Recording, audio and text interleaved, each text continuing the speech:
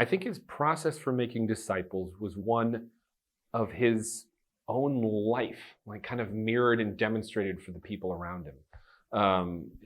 In our organization, we talk about how we see these different phases of Jesus's ministry, and a couple of the phases deal with this, like we call it a character calling and empowerment, and it was this idea of who you are and who he sees you to be and kind of pulls you into it.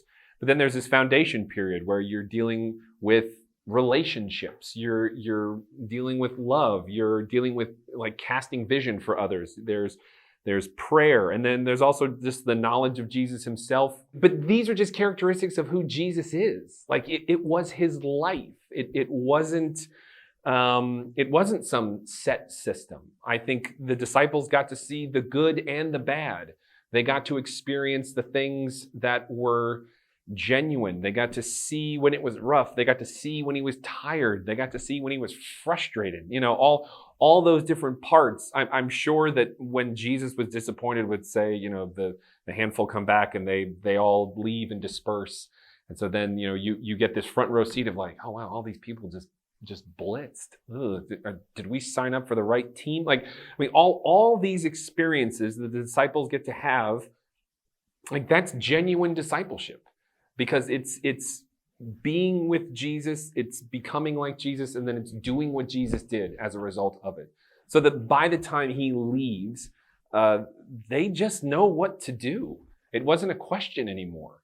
Like I love that when Jesus meets Peter, you know, Simon, he immediately changes his name to Peter.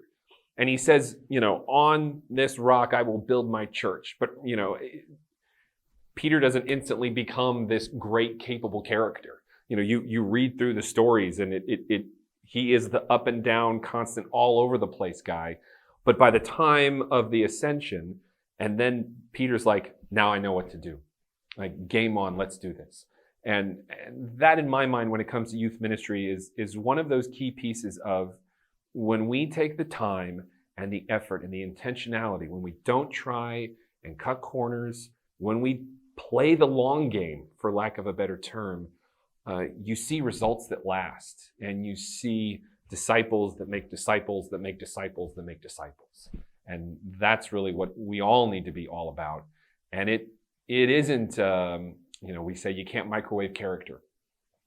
You have to build this into people, and you have to be willing to take the time to build it in, because I wouldn't be here if it wasn't for somebody who walked alongside me for a long time. And I'm sure somebody walked alongside them for a long time too. And I want to do that with the others in my life.